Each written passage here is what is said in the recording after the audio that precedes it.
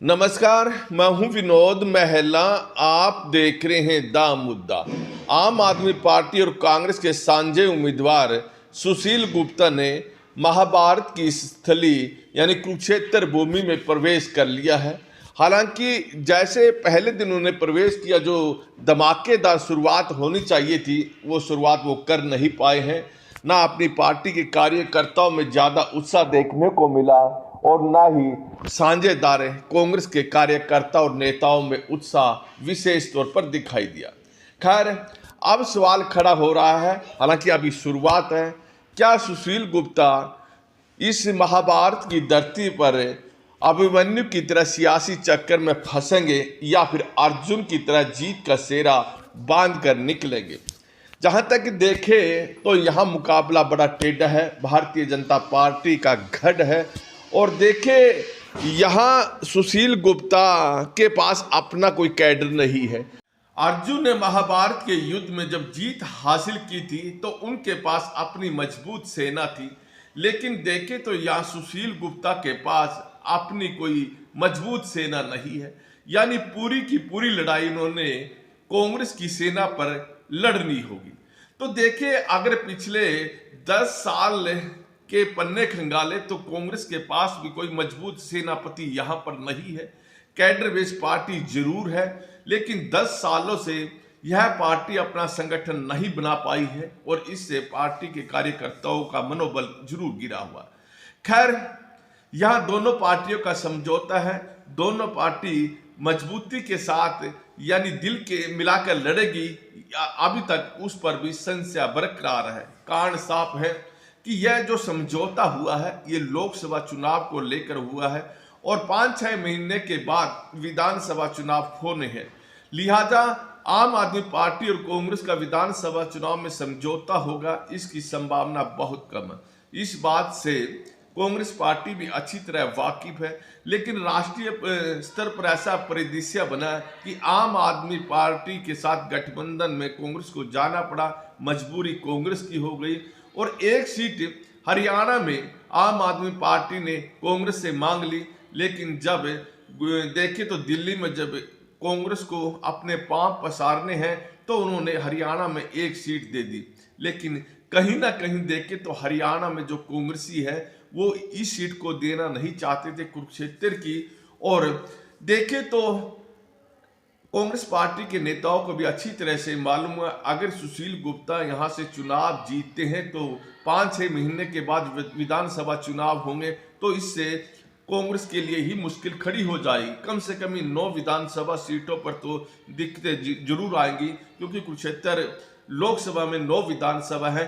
अगर यहाँ सुशील गुप्ता चुनाव जीतते हैं तो यहाँ पर आम आदमी पार्टी अपनी मजबूती से उम्मीदवार उतारेगी और जो मतदाता एक बार किसी दूसरी पार्टी के साथ जुड़ जाता है तो उसको वापस लाना बड़ा मुश्किल होता है। क्योंकि अगर कुछ पुरानी दुकानें हैं, पुरानी दुकानों पर अगर मतदाता या ग्राहक आते जाते रहते हैं, कुछ ज़्यादा फर्क नहीं पड़ता। लेकिन अगर कोई नई दुकान खुलती है, उस दुकान पर पुरानी दुकान का कोई ग्राहक चला गया तो वहीं पर वो जम जाता है और यह बात कांग्रेस के नेता अच्छी तरह से जानते हैं।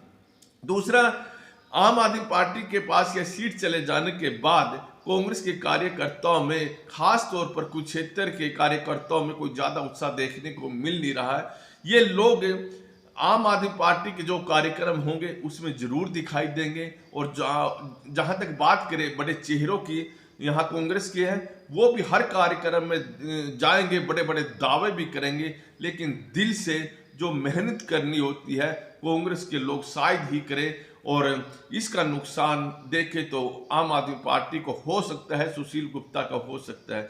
जहां तक कि इतिहास के पन्ने खंगाले तो यहाँ 2014 और 2019 दोनों लोकसभा चुनाव में भारतीय जनता पार्टी ने बड़ी जीत हासिल की है और सुशील गुप्ता जो आम आदमी पार्टी के उम्मीदवार हैं, उनके उम्मीदवार बनाए जाने से निश्चित तौर पर जो अग्रवाल समाज है उनका रुझान आम आदमी पार्टी और कांग्रेस की साझे उम्मीदवार की तरफ हो सकता है और ज्यादा वोट यहाँ पर अग्रवाल समाज की नहीं है, करीब 90,000 1 लाख के बीच यहाँ अग्रवाल समुदाय की वोट बताई जा रही है।